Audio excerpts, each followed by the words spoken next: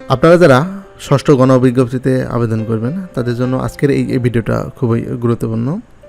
আজ 16ই জুন 2025 খ্রিস্টাব্দ তারিখ।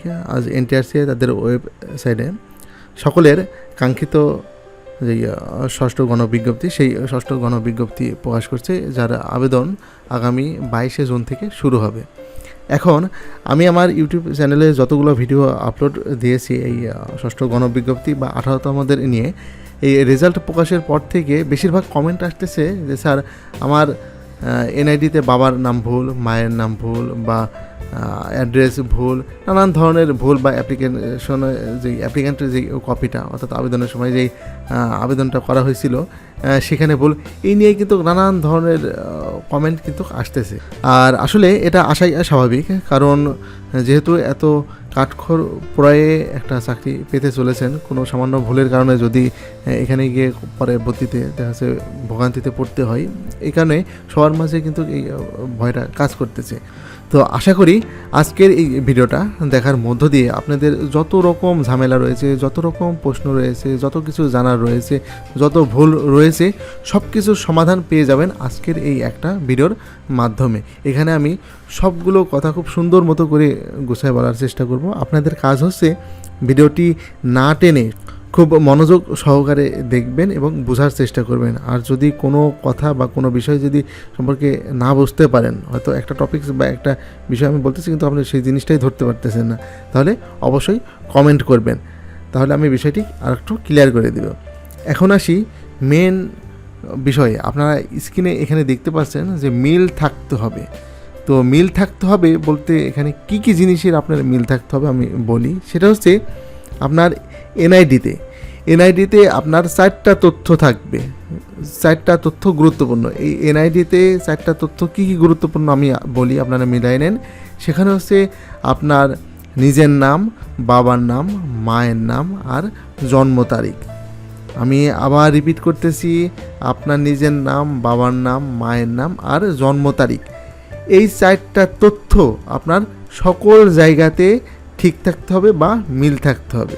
আর সকল তথ্য বলতে বোঝানো হচ্ছে যে আপনার এনআইডিতে যা থাকবে সেটা আপনার অবশ্যই সার্টিফিকেটে থাকবে, এবং আপনি যে 18তমতে আবেদন করছেন সেই আবেদন কপিতেও সেই থাকবে। অর্থাৎ আপনার নিজের নাম, মায়ের নাম, বাবার নাম আর জন্ম তারিখ, এই 4টা তথ্য সকল জায়গাতে যদি ঠিক থাকে তাহলে আপনার আর কোনো ধরনের সমস্যা নেই বা কোনো ভোগান্তিতে পড়তে হবে না। এখন বলতে পারেন যে স্যার আমার বর্তমান ঠিকানায় ভুল আছে, অথবা যে স্থায়ী ঠিকানা সেই স্থায়ী ঠিকানাতে আমি ভুল করেছি।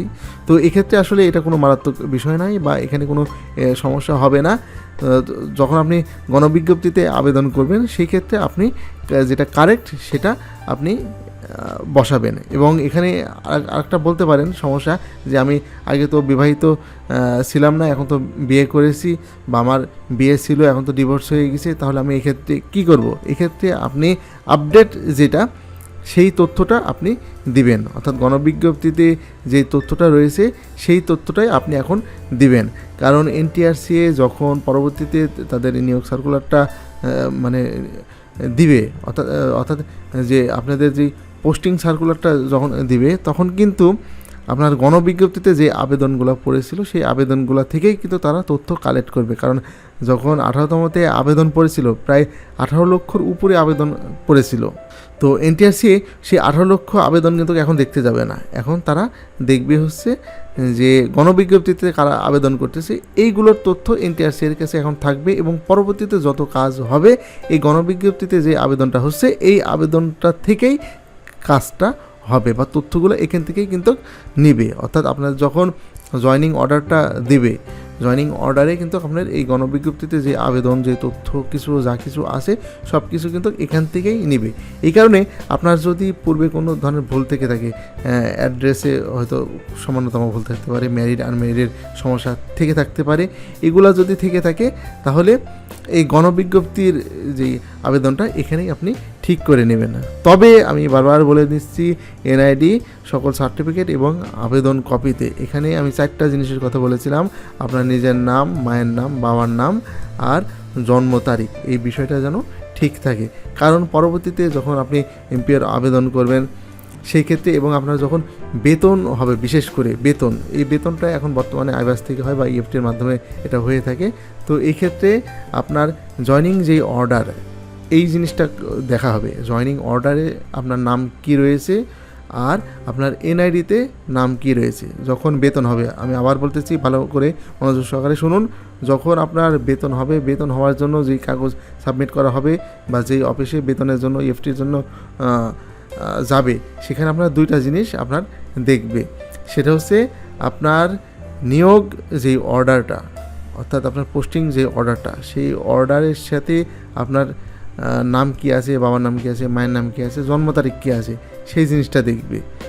আর আপনার এনআইডিতে কি আছে, এই এনআইডি নাম্বারটা যে আপনার ওখানে ঠিক আছে কি না, বা আপনার বাবার নাম, মায়ের নাম, এগুলা, জন্ম তারিখ, এটা ঠিক আছে নাকি। যদি এই তথ্যগুলো ঠিক থাকে তাহলে আপনার বেতনে কোনো আটকাবে না, কোনো সমস্যা নেই। আর অনেক আছে যে জন্ম তারিখ নিয়ে বা ম্যারিড আর মেরিড এইগুলো নিয়ে আসলে ঝামেলাই করে থাকে। তো এইগুলো নিয়ে আসলে বেতনে কোনো সমস্যা হবে না বা কোনো ঝামেলা হবে না। এই তথ্যগুলো পরবর্তীতে আপডেট করা যায়। এমন হতে পারে দেখা যাচ্ছে আপনার আগে বিয়ে ছিল না, এখন বিয়ে করছেন, বা আপনার দেখা যাচ্ছে বিয়ে হয়তো আগে করেছিলেন, এখন ডিভোর্স হয়ে গেছে।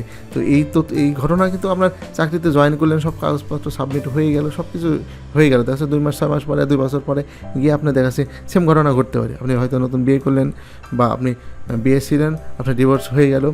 এই তথ্যগুলো পরবর্তীতে আবার আপডেট হবে। বা কখনও যদি আপনার প্রতিষ্ঠান যদি সরকারিকরণ হয়ে যায় বা এখান থেকে আমাদের যদি পেনশন চালু হয় বা আরও কোনো ধরনের সুযোগ সুবিধা পান, বা সেক্ষেত্রে এইসব তথ্যর ক্ষেত্রে কিন্তু তথ্য আপডেট পরবর্তীতে করা যাবে। কিন্তু এখন প্রাথমিকভাবে আপনার বেতন চালু করার জন্য আপনার যেই তথ্যটা লাগবে সেটা হচ্ছে আপনার যেই নিয়োগ অর্ডারটা হবে, সেই নিয়োগ অর্ডারের সাথে আপনার এনআইডি, অর্থাৎ দুইটা ডকুমেন্টস ঠিক থাকতে হবে। আর এই নিয়োগ অর্ডারটা ঠিক করার জন্য আপনার এনআইডি আর সার্টিফিকেটটা কিন্তু মিলাইতে হবে, অর্থাৎ আবেদন কপি যেটা, সেটা ঠিক থাকলে আর কোনো সমস্যা নেই। ঘুরে ফিরে কিন্তু একই কথাতেই আসতেছি।